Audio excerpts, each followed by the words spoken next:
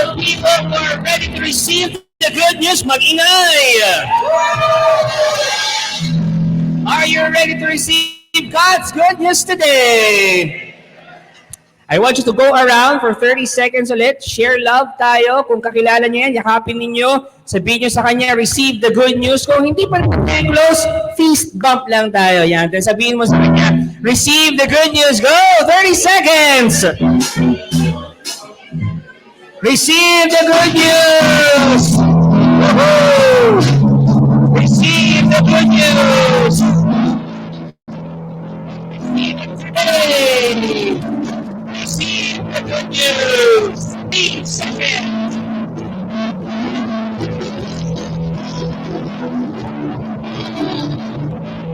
10, 9, 8, 7, 6, 5, 4, 3, 2,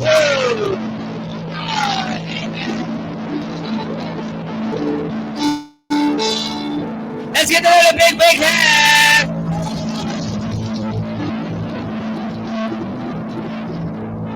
Welcome to Feast Dagupan! Paki-welcome naman yung katabi mo, sabi mo sa kanya, welcome! Today we will receive good news, and who is the good news? Jesus. You will receive Jesus today, and I know today Jesus will speak straight to your heart. Amen ba tayo dyan? Alright. If you have your novena to God's love, please bring it out, the list of your dreams. Kung wala naman, Bars, nakalimutan ko, okay lang. You just raise your hands, lift up your prayers, lift up your dreams. As we say, in the name of the Father, the Son, the Holy Spirit, Amen. Father in heaven, we thank you for all the dreams you have planted in our hearts. Lord, we lift you up all these dreams as one community, as one family. We pray for these dreams. Grant us the grace. Grant us all the resources that we need to achieve these dreams. And Lord, as we go through the process of achieving these dreams, make us more loving each passing day.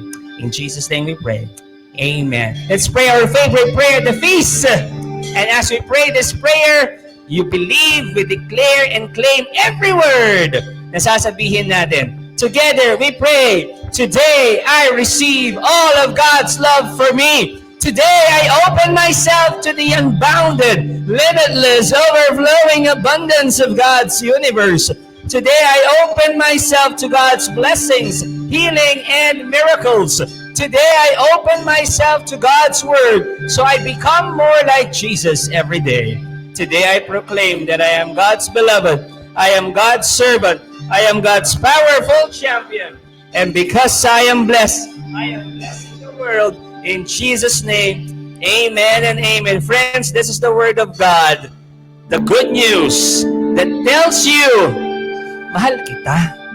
Maging sino ka man. Nagkamali ka kanina, mahal kita.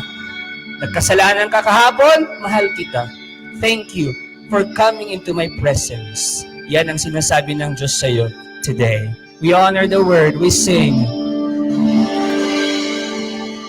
Thy word is a lamp unto my feet and a light unto my path.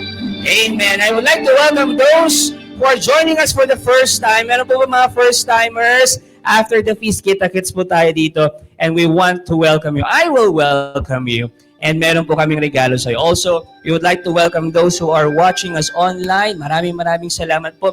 If you feel that God is calling you to be generous today, we will flash yung aming bank accounts and GCash and yung QR code namin. And then if you really wanted to give and be generous today because God is so much generous in your life, at talaga namang naramdaman yung pagmamahal ni Lord, feel free to give. Ipa-flash po namin yan sa screen. We are just so thankful kasi kasama namin kayo today. Pakisabi nga sa kasama mo, thank you. Medyo tatayo tayo ng konti, ha? Okay lang ba? Tayo lang tayo ng konti. Medyo mahaba ng konti. Pero konti lang naman. Mga kapatid, welcome to our brand new series entitled Messy Saints. Oh, I love the title. Pakisabi nga sa katabi mo, Messy Saints. Tapos meron yung subtitle, ang subtitle niyan, Love thy neighbor even if they drive you nuts. Tingnan ng katabi, di ba? Minsan nakakainis di ba? Minsan nakakairita Sino sa inyo ang nahihirapang mahalin yung mga taong nakapaligid sa inyo? Taas ang kamay. Hirap, di ba? Hirap. Minsan talaga may mga nakakainis tayong mga kasama. Minsan talaga may mga nakakairita tayong mga kasama. Kahit sa simbahan, maraming nakakainis. Maraming nakakairita. Kahit dito sa feast, ang dami ring nakakainis. Ang daming nakakairita. Sa trabaho, sa opisina, sa school, ay naku, ang dami tayong kasamang ganyan. At yan ang pag-uusapan natin sa buong series na to ng Messy Saints. In fact, itong series na ito, we are going to a deep dive into the first letter of Paul to the Corinthians. Yun ang hihimay-himayin natin. Familiar kayo sa book sa Bible na first letter of Paul to the Corinthians? Yun ang hihimayin natin in this series. And talk 1 is entitled Confused Army. Pakisabi nga, Confused Army. Tignan ng katabi, confused pa yan. At tungkol saan ang talk na ito? Brother Bars, tungkol saan yung Confused Army na talk natin? Tanong niyo kung saan? Conflicts. Diba? Tahimik tayo lahat. Sino sa inyo nakaranas ng conflict sa buhay? Taas ang kamay, sabihin nyo, Yahoo! Diba? Ang saya nyo pa. Nakaranas na kayo ng conflicts, di ba? Pero bago tayo pumunta dyan sa main topic na yan, allow me na bigyan kayo ng konting background regarding the first letter of Paul to the Corinthians. Kung paano nga babasahin ito. Again when you read the Bible, iba-ibang lens dapat ang gamit mo. So dito, sa first letter of Paul to the Corinthians, I will teach you how to read the first letter of Paul to the Corinthians. Ready na ba kayo? Okay, eto na. Parang ganito. Sino po sa inyo ang nakabasa ng sulat o text message na hindi sa inyo? Taas ang kamay. Diba? Ayaw aminin. Alam niyo kung anong tawag doon? Yung nakabasa ka ng text na hindi para sa'yo. Alam niyo kung anong tawag doon? Tanong niyo kung ano? Textmoso. Textmosa. Yan ang tawag doon. Diba? Pero diba, minsan, nakakabasa tayo ng sulat, nakakabasa tayo ng text, na hindi para sa atin. Yung hindi mo naman sinasadya. Tama ba ako? Tapos nung nabasa mo, it made you feel awkward. Kasi meron kang nabasa na hindi mo dapat pwedeng basahin or hindi mo dapat mabasa. Tapos, hindi mo dapat malaman yung or mabasa yung nilalaman ng message na yun. Na-experience yun na yun. Diba, imagine niyo nasa jeep ka, tapos, nakasakay ka, tapos ito yung napatingin ka doon sa katabi mo, tapos ito yung nabasa mong message. Sabi diyan, namatay daw boyfriend mo. Oo, nasa punerarya ngayon ng wake niya. Condolence. Thanks. Ang hirap nga. But I need to accept na wala na siya. Tapos sabi nung nag-chat, pwede bang ako na lang ang pumalit sa kanya? Nagbablush pa. Ngayon ang sabi nung, ay, ewan ko lang kung papayag yung punerarya. Di ba kapag ganyan ang nabasa nyo sa jeep, pag nabasa nyo yan, medyo matatawa ka ng konti, tapos, sasabihin mo doon sa nag-chat, gunggunam. Buti nga sa'yo. Diba? May naalala rin ako. Kwento, nakasakay sa jeep, lalaki. Tapos, may katabi siyang babae. Yung babae may ka-chat. Chat ng chat. Tapos, napansin nung lalaki, napatingin siya, walang nagre-reply doon sa babae. Puro scene zone. Pero yung babae, chat pa rin ang chat. Babe, saan ka na? Ako nandito na sa jeep. Uy, ba't hindi ka nagre-reply? Uy, bakit scene zone? Ganon, nabasa nung lalaki. Tapos yung babae na nagchat-chat, napansin niya, yung lalaki, napatingin sa kanya. Sabi niya, teka lang, binabasa mo ba yung message ko dito? Sabi nung lalaki, hindi Hindi, nakita kita. Kita ko yung mata mo, binabasa mo eh. Hindi Sabi niya ganon. Hindi, binabasa mo talaga. Ay naku, hindi ko binabasa. Wala akong pakialam sa'yo. Hindi tulad ng boyfriend mo din, wala rin pakialam sa'yo. Hindi ka nga nire-replyan eh. Ako pa kaya walang pakialam? Mga ganon, di ba? So, yung mga ganon mga messages natin, di ba, parang, ay, teka lang, dapat hindi ko nababasa yun eh. Personal. Personal. You see, when you read 1 Corinthians, ganon din ang feeling. Anong ibig kong sabihin? Kasi, ang pagbabasa ng 1 Corinthians ay para kang nagbabasa ng chismis. Nagbabasa ka ng letter na hindi naman talaga para sa'yo. Because in Paul's letter to the Corinth church, yung sa mga Corinth, by the way, ang tawag sa place nila Corinth. Ang tawag sa mga tao, Corinthians. Okay. So doon sa letter ni Paul, doon sa Corinth church, he mentions dark secrets about them. Nag-mention siya ng mga dark secrets. Anong kaibahan ng mga letters ni Paul sa books in the Old and New Testament sa Bible? Tanong niyo kung ano. Unlike the Gospels and the books sa Old Testaments, yung writings ni St. Paul, especially 1 Corinthians, they are letters, mga liham, mga sulat.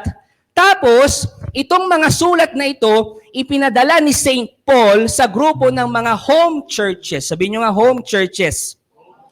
Ano yung home churches? Siguro ang nasa isip natin, ito yung malaking church na siguro, na merong praise and worship, may lights, may sounds, ng dami-dami. Yun yung nasa isip natin pag home churches. Pero ang ibig sabihin ng home churches ay ito. Noong mga panahon na yon, yung mga churches ay nasa mga tahanan talaga. Literal na homes. And merong umaattend na tig sa 10 hanggang 30 na tao lang per bahay, per home. Kaya home churches. So, listen to this. Itong Corinthians community na ito, they were around 150 to 200 people, composed of many home churches na may bilang na 10 hanggang 30 tao. Na-imagine nyo na? So sinulat ni St. Paul para sa kanila yon. So ngayon, itong letter na ito ay para sa mga taong nandoon sa home churches na yon. Si St. Paul, kilala niya yung mga readers niya yon. Bakit? Kasi si St. Paul ang nagtayo ng church sa Corinth. Siya ang nagtayo ng church na yon. So meron siyang personal na relasyon sa lahat ng mga nasa Corinth.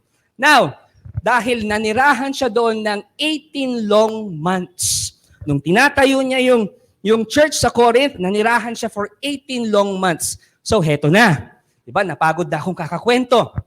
Heto na. Since the letter ay para sa mga close friends niya, kapag binasa mo yung 1 Corinthians, maraming detalye doon. Subukan niyang basahin. Maraming detalye doon na mahirap intindihin.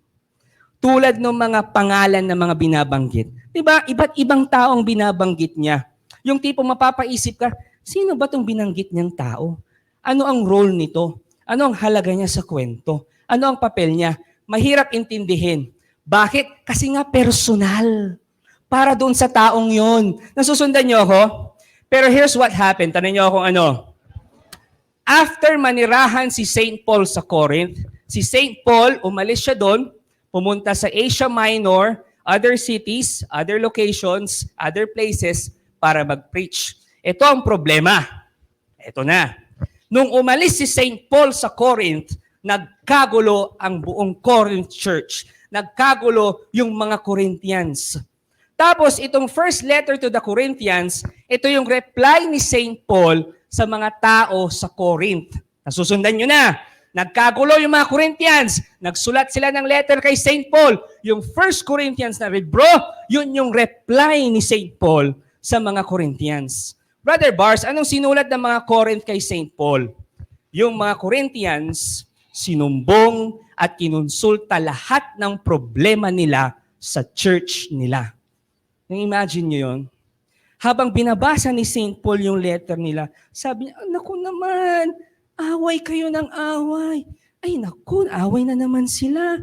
Ay hindi na naman sila nagkaintindihan. So ganon yung sistema, yung naging sitwasyon ni St. Paul. Yan ang laman ng 1 Corinthians. Yung reply ni St. Paul sa kanila. In 1 Corinthians, Paul addresses, listen to this, huwag niyong palagpasin to. Paul, sa 1 Corinthians, addresses one by one the 5 troubles in the church. Ano-ano yon? Tanungin niyo kung ano. O, basahin natin na. Number 1, disunity.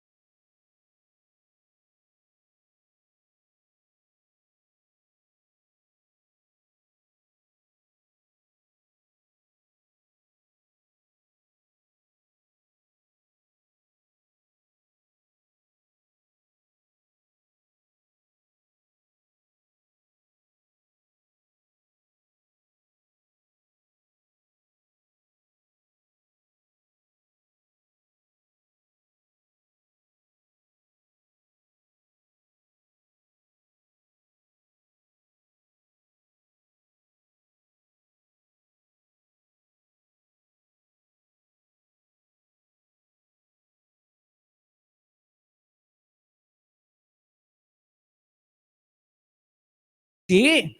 Kasi puro baho at chismis at problema nyo sa community ang nakalagay dyan. It would not be part of the Bible kung tutusin. Pero alam nyo, yan po ang nangyari.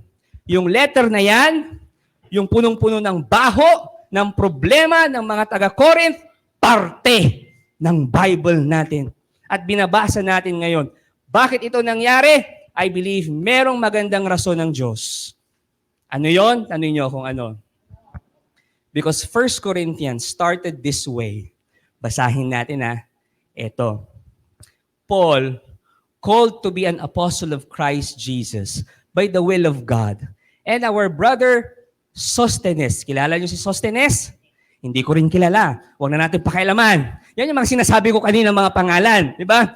And to our brother Sosthenes, to the church of God that is in Corinth, to those who are sanctified. Sabihin nyo nga sanctified. In Christ Jesus, called to be saints. Sabihin nyo nga saints. Nakita nyo yun? From the start of the letter, yan yung umpisa ng 1 Corinthians First verse yan. From the start of the letter, sabi ni St. Paul sa mga taga-Corinthians, taga-Corinth, you are sanctified in Christ and called to be saints. Talaga ba? Itong mga disobedient, itong mga self-centered, itong mga toxic na individuals, itong mga gumugulo sa plano ng Diyos, they were called to be sanctified and be called saints. Nakaka-relate ka? Di ba ganyan din tayo minsan? Toxic tayo? But St. Paul is telling them, you are called to be sanctified and be saints. Talaga ba, Brother Bars? Paano naging santo yung puro baho, puro problema ang dinulot? Anong nais ipahiwatig ng Diyos dyan? Alam niyo kung ano? Tarin niyo kung ano. Ay, ang ganda nito. Makinig kayo mabuti. Diretsahan na to. Huwag niyong palagpasin to. Through this letter to the Corinthians, God is telling us that yes, you may be messy. Yes, you may be sinful. Yes, you are a work in progress. Yes, you are under construction. But it does not matter. You are still called for sainthood. You are, hindi mo narinig? You are called for sainthood. Kanina, nagkasalanan ka, but hey, you are still called for sainthood. Pakitignan ng katabi, mukha bang santo yan? Diba? Oh, Saint Bars, yan. Patron saint ng mga pogi. Saint Benz, mga ganyan. Patron saint ng mga tito jokes. Diba? Meron, saint yan. Diba? Saint yan katabi mo. Basta santo, mahirap lang imaginein. Tama? Mahirap lang imaginein. Parang di halata. Pero listen to this. Every time that you encounter God, pakinggan nyo to. Every time that you encounter God, binabago niya yung sarili mo at mas nagiging mapagmahal ka at binabago niya yung sarili mo and you are journeying towards sainthood. Kaya attend ka lang ng feast. Kasi kapag nasa presensya ka ng Diyos, mas binabago ka niya. Pakitapik ang katabi, sabihin mo, you are a saint in the making. Ay nako, panghawakan nyo yan Panghawakan nyo yan. Kasi hindi po ako nagsabi niyan. Ang nagsabi niyan, Diyos. We pray, Father in heaven, thank you for reminding us na kahit ang dumi namin, kahit makasalanan kami, kahit alam niyo yun, ang dami naming nagawang mali. You are still reminding us that we were made to be saints. That we were meant to become saints. Our destiny is sainthood. Lord, thank you for reminding us. And Lord, grant us the grace to work on it, to journey towards sainthood. And as we journey towards sainthood, please purify our hearts at mas maging mapagmahal tulad ng pagmamahal niyo sa amin. In Jesus' name we pray. Amen and amen. We sing to the word.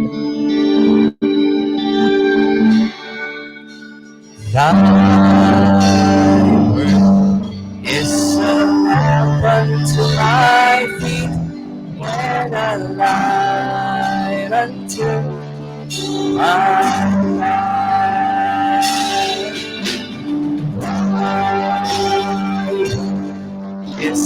lamp unto my feet, and a light unto my path. Amen. Let's give the Lord a big, big hand. At habang makaupo kayo, pakisabi sa katabi mo, Hi, Saint. Tapos yung pangalan niya kung kakilala mo.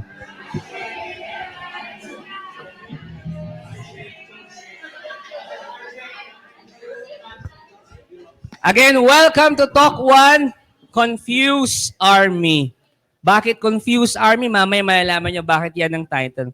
Last week, naalala nyo na yung sinabi ko na kahit na may struggles ka pa sa kasalanan mo, sa sins mo, di ba sabi ko last week pwede kang mag-serve. Naalala nyo yun?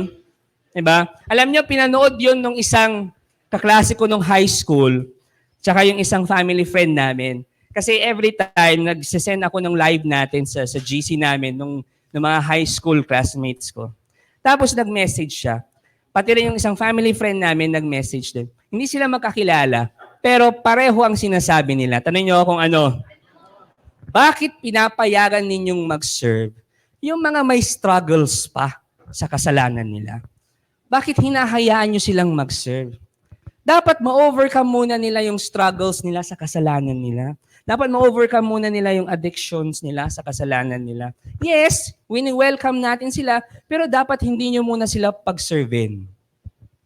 Yun yung sinabi nila. Pareho po silang Kristiyano. Actually, katulad nating Kristiyano. Pareho sila ng sinabi sa akin, dapat wag muna silang mag-serve. Ba't nyo sila pinagsaserve? Eh may kasalanan pa, hindi pa nila na-overcome. Alam nyo kung bakit gano'n ang sinabi nila? Tanong nyo kung ano. Pakinggan nyo to They have this false mindset. They have this false expectations about church. At anong tingin nila sa church? That church is heaven on earth. That the people who go to church are all wonderful and lovely. Yun yung tingin nila sa simbahan. Kaya ang sabi nila, huwag niyo munang pag-serve yan. Dapat ma-overcome muna nila. Nasusundan niyo ako? They have a confused mindset. Lito sila na ang church dapat, wonderful people lang nandyan, na-overcome na yung kasalanan, tapos doon lang magsaserve. Yun ang tingin nila Sorry. But that's not church. That is not the church of God. That's a fairy tale church. Pakinggan nyo pong mabuti ito, huwag niyong palagpasin. While we are on planet Earth, gusto ko picturean nyo kung gusto yung picturean. While we are on planet Earth, God's church will always be chaotic. Tandaan nyo yan.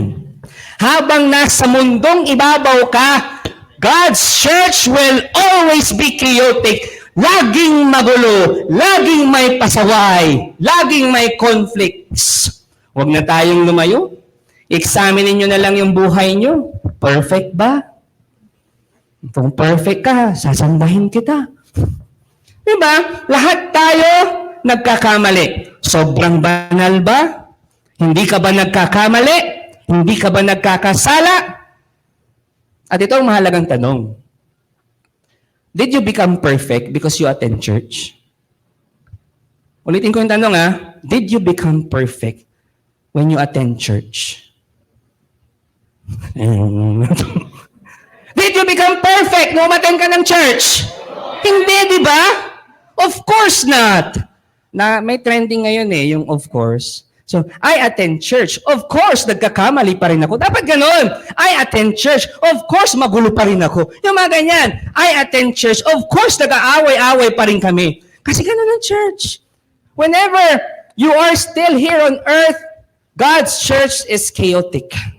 So if we don't become perfect when we attend church, so bakit ina-expect natin itong simbahan, itong community, itong feast ay walang pasaway? Yung tipong wala kang makakaaway, wala kang makaka-trouble, wala pong perfect na church. At kung meron ka mang makita at sumali ka doon, automatic, hindi na perfect yon. Bakit? Ikaw ang dudumi sa kanila. Bakit? Hindi ka perfect. Tingnan mo ang katabi mo. Diba? And because church will always be chaotic. Church will always be messy. Church will always be magulo. There will always be conflicts in the community. Lagi ko po itong sinasabi sa mga fellow servants ko dito sa Feast Dagupan. Alam nila to. Magkakakiskisan tayo ng siko. I always tell my fellow servants ito. Magkakakiskisan tayo ng siko. Ibig sabihin, darating ang panahon na magkaka-conflict tayo. Magkakatampuhan tayo. Quote-unquote, mag-aaway tayo. Alam nyo, kahit gaano pa kaganda itong feast natin, may mga tampuhan din. May mga miscommunications din. May mga misunderstandings din. Sa aming mga servants po, may mga tampuhan din. Minsan, nagkakainisan. Minsan, nagkakairitahan. Pero alam nyo dito sa feast, we are trying our best to handle conflicts in God's way. We are trying our best na ma-handle namin yung mga conflicts kung paano siya dapat i-handle sa mata ng Diyos. And today, Brother Lawrence and I will share with you how to handle conflicts. Not just in church, not just in community, but also in your daily lives.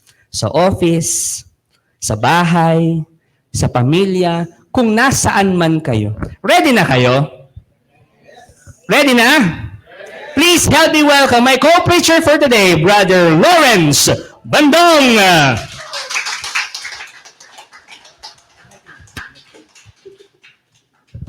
Palakpakan po natin si Brother Bars.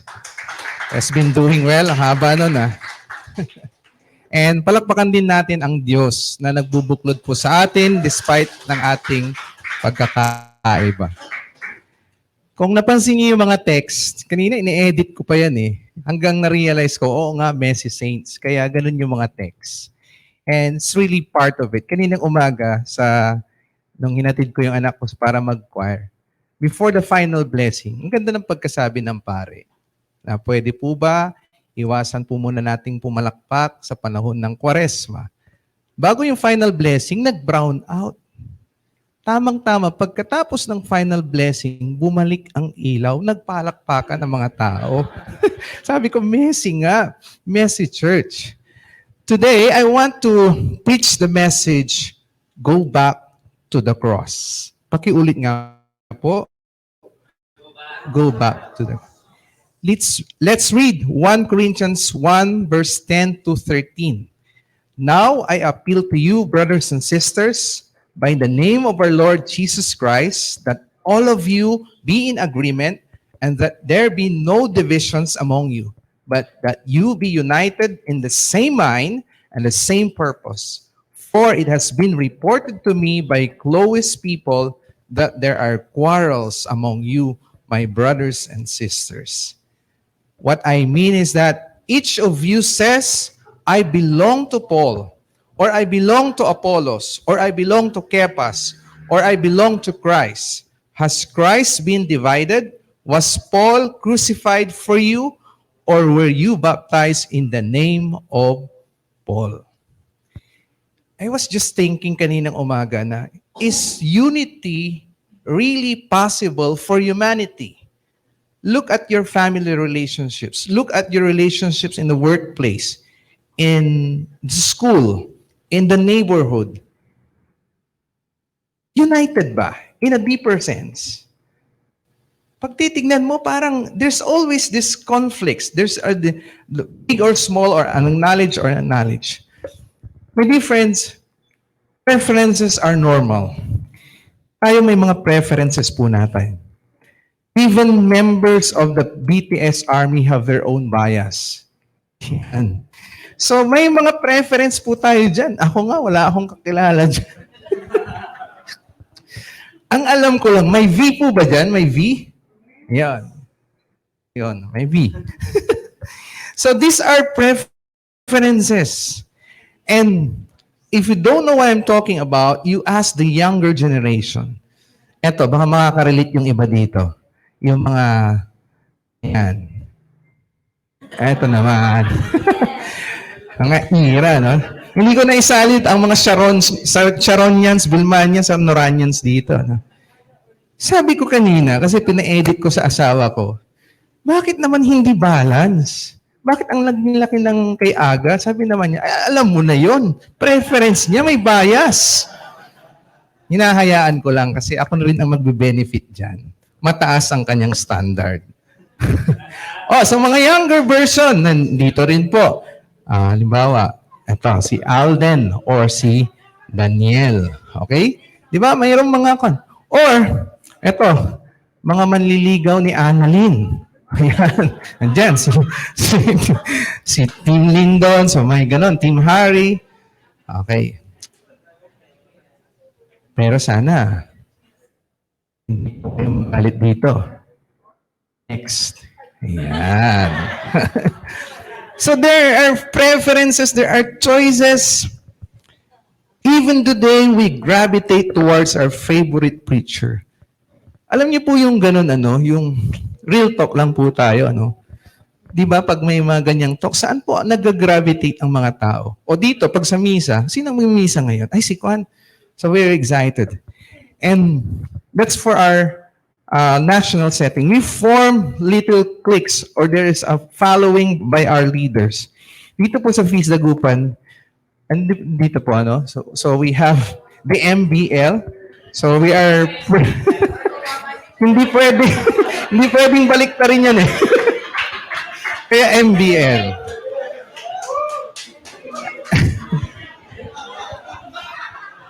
Alam niyo po, we are really thankful and privileged to be given the opportunity to serve you. Pero kami pong tatlo, bukod sa magkakaiba po kami ng edad, iba-iba rin po ang aming childhood experience. So, there are moments that we don't think in the same direction. There are moments that we do not agree on things. But at the end of the day, yung MBL na yan din ang magbibigay po sa atin that in our service, in our co-preaching with them, the end goal will always be, it must be love. Yeah.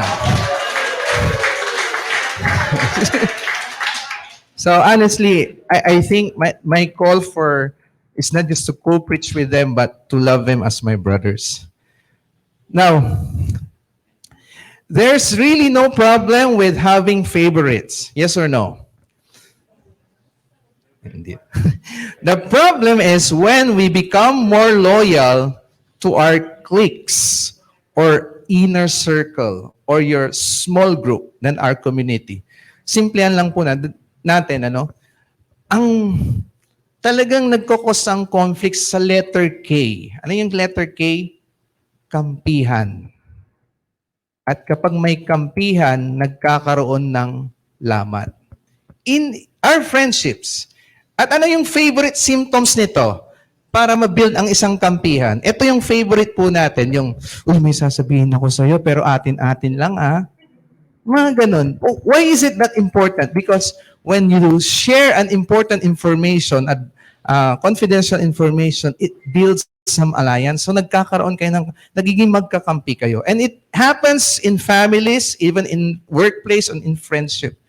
And because of that, we start rejecting others that don't agree with us. In a personal note, yung kampihan na yan, madalas we gravitate to people who have the same wounds like us.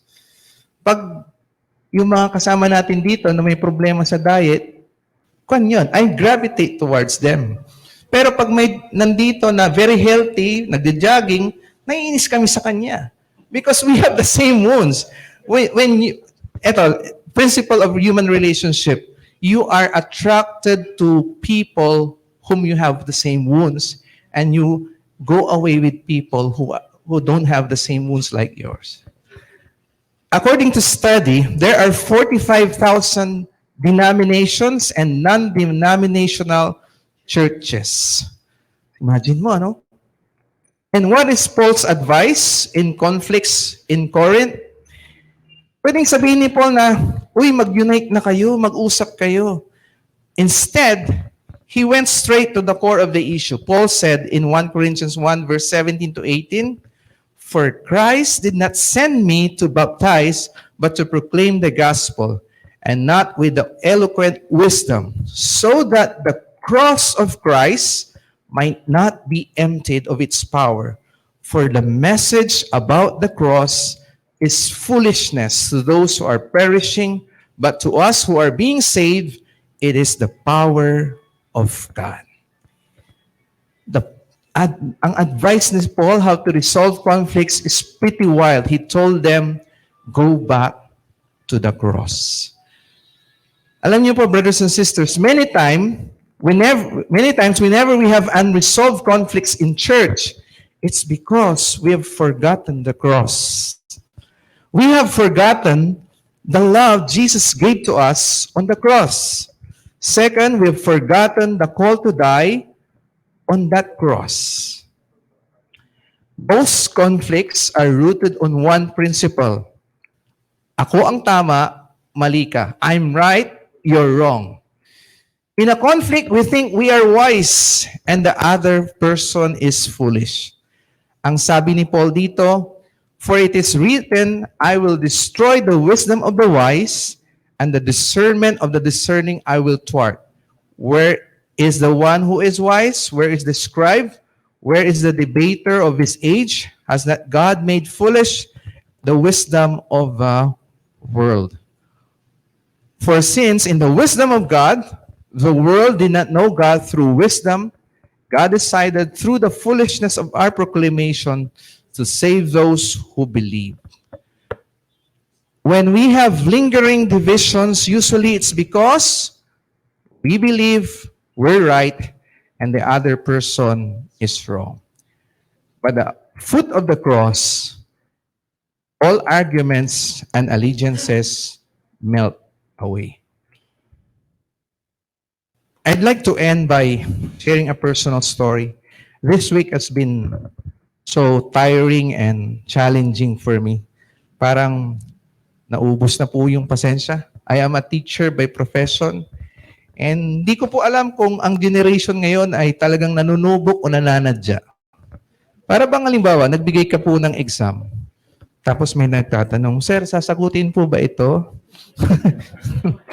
Tapos, after ilang minutes, sasabihin nila, "Sir, ipapas po ba ito?" Gusto kong sabihin, hindi, ilagay mo lang dyan sa upuan para may dekorasyon. But honestly speaking, we are living with imperfection. Each of us came into this world innocent, but we live in an imperfect world. We are born with imperfect parents. We mingle with imperfect people, so we are living in imperfection. And because of this, the tendency is we are always vulnerable to hurt and be hurt. And if ever there are people in your life na naiinis po kayo, you struggle with them, you realize that for each person, when you bring out a magnifying glass to that person, you will see the cross. And when you see the cross, that person is loved by Jesus and Jesus died for that person, it would be easy to manage our conflicts. Brother Bars?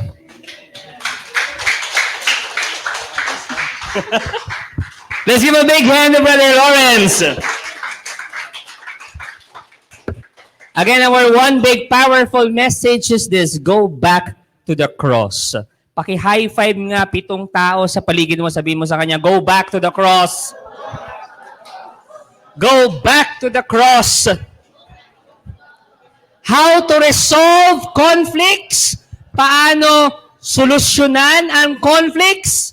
Go back to the cross. May kaaway ka, merong mga hindi kayo pinagkakaintindihan, ang solusyon, go back to the cross. Merong 3 magkakaibigan, si Pau, si Vin, at si Jason. Sabi ni Pau, doon sa kanyang mga kaibigan, alam niyo yung lolo ko yung pinakamagaling. Grabe ang talent ng lolo ko. Ang talent ng lolo ko, kaya niyang uminom ng 1 litro, Isang tunggaan lang, walang hingaan. Kayang-kaya ng lolo ko yon. Sabi ni Pao. Sabi ni Vin, wala yan sa lolo ko. Yung lolo ko pinakamagaling. Yung lolo ko, grabe ang talent niya. Alam nyo, yung lolo ko ay grabe. Pag inantok yon, kahit nakatayo, makakatulog siya. Pikit lang, tulog agad, bukas na magigising. Yun ang, ay grabe, ang galing-galing ng lolo ko. Siyang pinakamagaling, siyang pinaka-talented. Sumingit si Jason. Ikaw, lolo mo, 1 litro, inom. Ikaw, lolo mo, mapikit lang, tulog, bukas gising. Wala yan sa lolo ko. Sabi ni Jason. Yung lolo ko, ay nako, grabe ang talent niya. Napakagaling niya.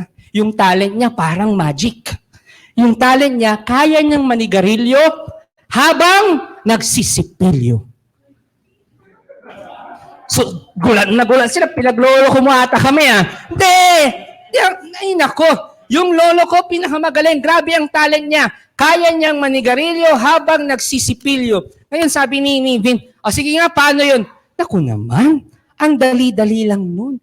Ang gagawin niya, alisin niya yung pustiso niya, maninigarilyo siya, sisipilyohin niya yung pustiso niya. O, di na nila sipilyo. Ako na. Minsan, kaya tayo may conflicts kasi gusto natin tayo ang pinakamagaling. Minsan, kaya tayo may conflicts kasi gusto natin tayo ang tama. Minsan, kaya tayo may conflicts kasi gusto natin tayo ang mas ina-acknowledge. Nasusundan niyo ako? Kaya tayo may conflicts. Magpatuloy natin yung binabasa natin from St. Paul. 1 Corinthians pa rin. Sabi doon, for Jews demand signs and Greeks desire wisdom, but we proclaim Christ crucified, a stumbling block to Jews and foolishness to Gentiles. But to those who are called, both Jews and Greeks, Christ the power of God and the wisdom of God. Brother Bars, anong sinasabi ni St. Paul dito? Makinig kayo mabuti, Lahat ng wisdom na alam nyo, walang kwenta yan kapag kinumpara mo sa krus. Lahat ng alam nyong wisdom, walang-wala yan sa pagtinignan mo yung krus. Kasi po yung krus, for the Jews and the Greeks, this is a stumbling block. I want you to look at the crucifix. This is a stumbling block para sa kanila. Kasi kapag tinignan mo yung cross, it does not make sense. Tama ba? It does not make sense. Any wise man, any logical man will not say that the cross is a symbol of victory. Talaga ba? Simbolo ng victory yung cross? Dahil para sa mga Jews and Gentiles, the cross is a symbol of defeat. Bakit? Sino ba ang napapako sa cross? Yung mga taong kriminal na may karumal-dumal na krimen, yun yung mga pinapako sa krus. Victory yon? Panalo yon? Nasusundan niyo ako? Diba? So walang sense na for Christians, it is a symbol of victory. At tayo mga Kristiyano lang ang magkakaintindi kung bakit simbolo ng victory yan.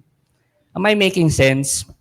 So ang sinasabi ni St. Paul, bumalik ka sa cross, tignan mo ang cross, because that's the real wisdom.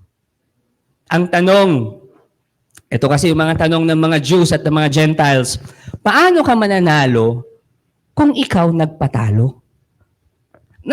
Nasusundan niyo pa ako?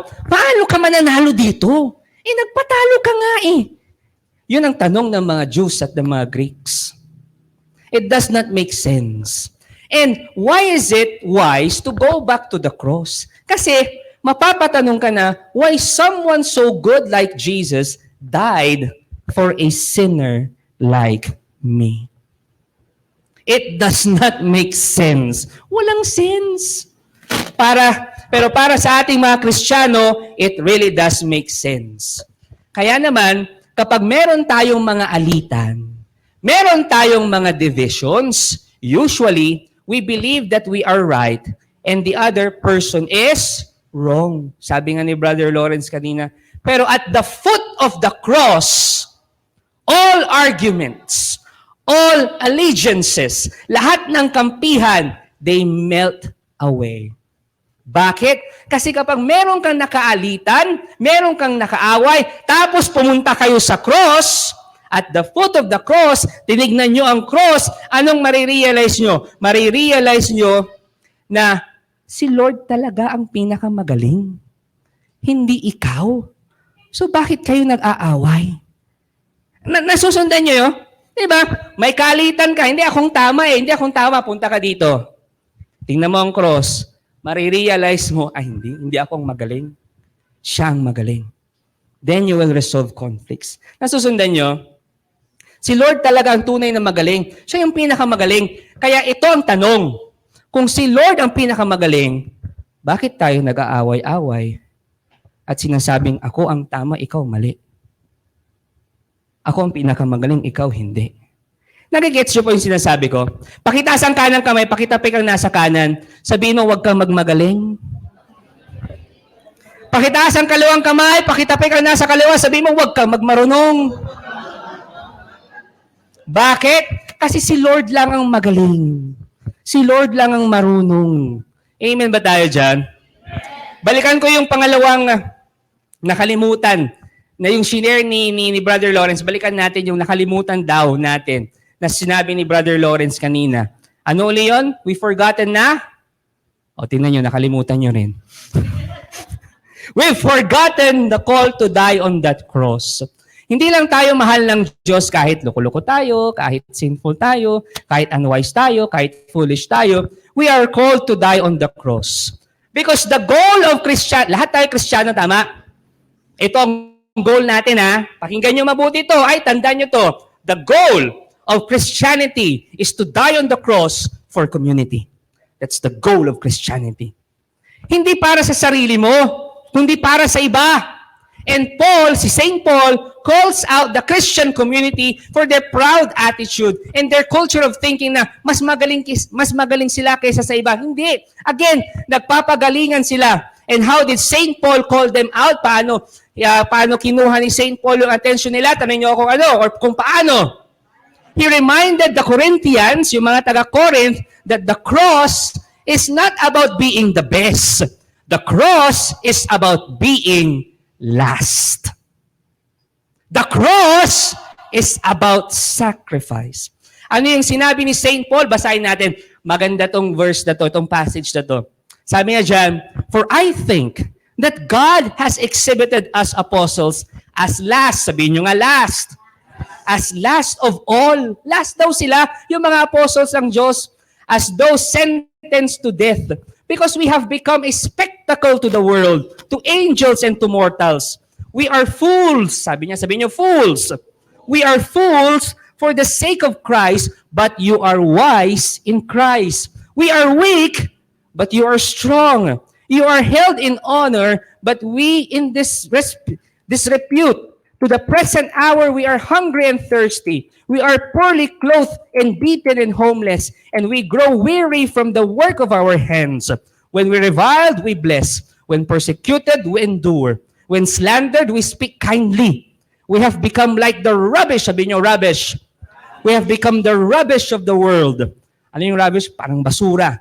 The dregs of all things. To this very day, I appeal to you then, be imitators. Sabi niyo, imitators.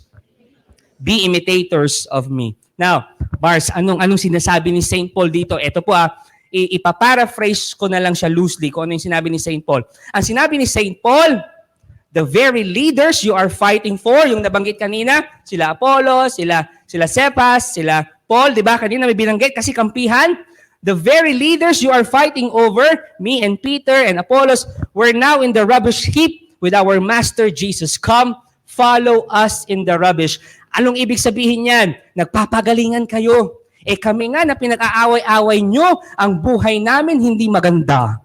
Punong-puno ng sufferings, punong-puno ng sakripisyo. Nasa rubbish kami, nasa basura kami, because the cross tells us, if you want to be great, it's always a call for sacrifice. If you want to be great, it's always a call for service. If you want to be great, it's always a call to be humble. And Christian life is not about competing, but sacrificing for one another. I love that. That is Christian life. It's not about competing. It's us sacrificing for one another. Tignan mo yung katabi mo. Willing ka bang mag-sacrifice para sa taong yan?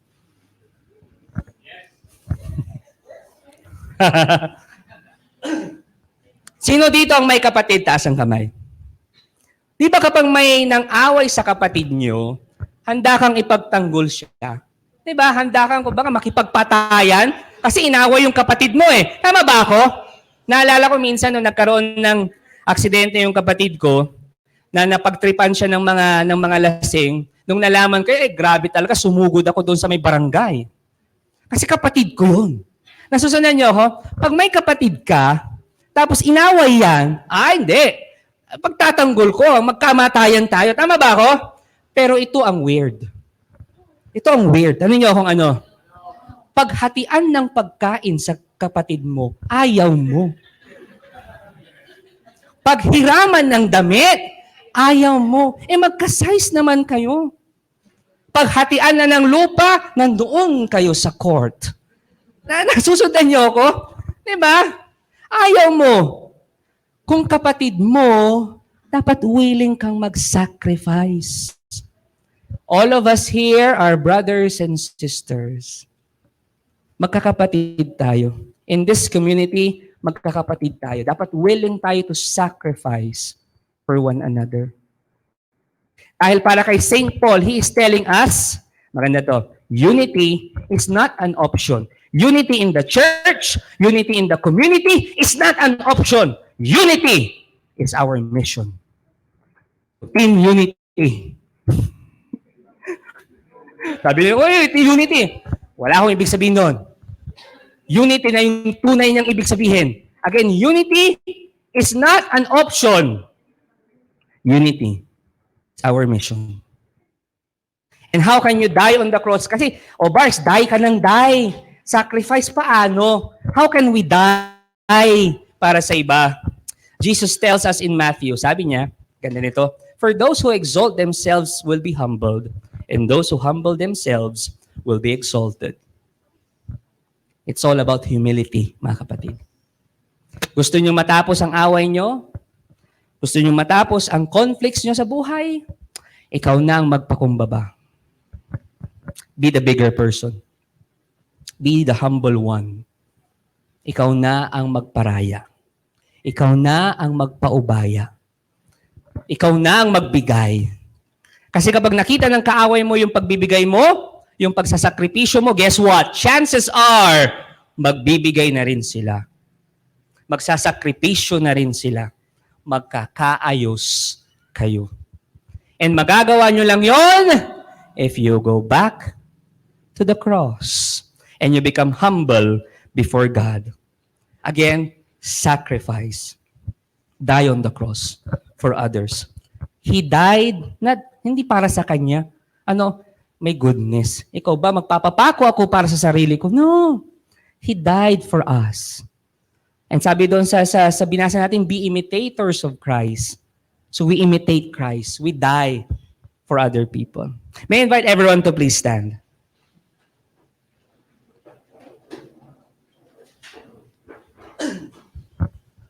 Go back to the cross. Whenever there's conflict in your life, go back to the cross. Go back to the cross. Wala pala dito, nandun sa isang bag ko. Usually, I have this cross, palm cross, na nakuha ko sa isang feast. And from that moment, yun nga. So I got this palm cross from Feast Makati. Shout out kay Brother John Silan, the feast builder ng Feast Makati sa Salcedo. I got this cross sa Feast Makati. And from the moment na na-receive ko yung cross na to, every time that I feel down, Every time na parang hindi ko alam ang gagawin ko. Every time na parang napansin ko hindi ata okay to, hindi magandang sistema dito, nagkakaroon ng conflict dyan. Na yung sobrang stress na ako, I always look at this palm cross. Baon ko to lagi. Kung wala sa bulsa ko, nandoon sa bag ko, yung maliit na bag ko. To remind me to go back to the cross. Go back to what God has done for us. May mga conflicts din sa buhay nyo, not just yung away, pero conflict sa schedule, conflict sa loob mo na parang nai-stress ka na. And today, Jesus is reminding us, go back to the cross. Go back to me. Go back to me. Alam nyo yung mga parts natin sa katawan natin, may mga purpose at function yan. Tama ba? Yung kilay nyo, hindi lang kilay is life yan. Hindi lang pang ano yun, aesthetic. May function yan. Yung ito, yung eyelashes ninyo, yung pilik mata, may function din yan. May napanood akong video, nakalimutan ko lang ilagay. Nasa parang boat sila, speedboat, tapos kakalagay lang niya ng false eyelashes. So mahangin. So gumaganong-ganon yung eyelashes niya. Yung eyelashes niyo, meron ding ano yan, purpose. Lahat ng parte ng katawan natin may purpose. Ito na, itong parang kanal sa gitna. Alam niyo kung anong tawag dyan? Sabi niyo kung ano? Anu. Sabi niyo anu. A-N-U. Anu. Itong nasa gitna. Alam niyo ibig sabihin ng anu? Agusan ng uhog. Anu. Ito yung maagos yan yung uhog mo, di ba? Pero may purpose yan. Bibig mo, may purpose din. Kamay mo, may purpose. Isa ito sa mga pinaka-paborito kong kwento na kinikwento. Nag-usap-usap yung mga parte ng katawan. Sabi ng puso, ako ang pinakamahalaga. Kasi pag wala ako, patay kayo lahat. Hindi ako titibok. Pag naisipan ko lang wag na lang tumibok, ay patay kayo lahat. Sumagot yung utak. Hindi. Ako ang pinakamahalaga. Kaya nga nasa taas ako eh. Kasi kapag itinigil ko mag-function, patay din kayo lahat. Sabi naman ng liver, hindi. Ako ang pinakamahalaga. It's liver lover, boy. Sabi. Kung hindi ako nag-function, patay kayo. So, lahat sila nagganunan. Yung puwet, hindi nagsalita. Nag-shut up. Ganun siya. Kasi sinarado niya. Few days napansin ng mga utak, ng puso, parang naapektuhan tayo. Parang hindi na tayo gumagalaw, parang mamamatay na tayo. After few weeks, parang ganun pa rin yung puwet. Tapos, sige na, puwet, mag-function ka na, ikaw na rin ang pinakamahalaga. Sabi ng mga puso, sabi ng utak, mahalaga ka rin dito, sige na, please, mag-function ka na. Kasi di ba, pag hindi siya nag-function, malalason sila. You see, all of us, we are all important. And we need each other. Isa sa mga paborito kong advice ng nanay ko sa akin, lalo na kapag nagkakaroon ng conflict sa buhay ko, ang sabi niya, pulyan mo lang. Kasi unsabi oras, kakailanganin mo siya. Hayaan mo na. Kasi darating yung panahon, kakailanganin mo rin siya. Kakailanganin ka rin niya. So work on your relationship. Lahat tayo mahalaga. And we need each other. And at the end of the day, hindi lang tayo ang kailangan ng bawat isa. At the end of the day, we just need God. We need Jesus. Right now, I may not know the conflicts in your life, pero we go back to the cross and just worship God. We sing this song with all our hearts. Thank the Lord for all the blessings we have received. We worship the Lord today. Thank you for watching. Be sure to subscribe to this YouTube channel para wala kayong ma-miss na video at live stream. Please also share this video to your loved ones, families and friends. And do not forget that you can join us here live sa Feast Dagupan. God bless you all more. Mama Mary loves you.